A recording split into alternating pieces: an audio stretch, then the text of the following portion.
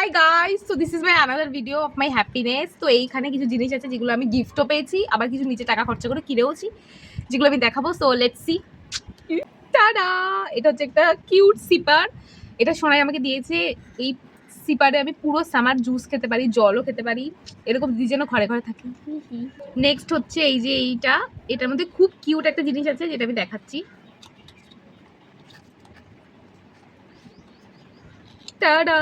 Look at the beauty. এটা একটা perfume যেটা সোনাই নিজের জন্য কিনেছিল, কিন্তু এটা আমি নিজের করে নিয়েছি বিকজ এটা এত কিউট দেখতে। ও মাই গড!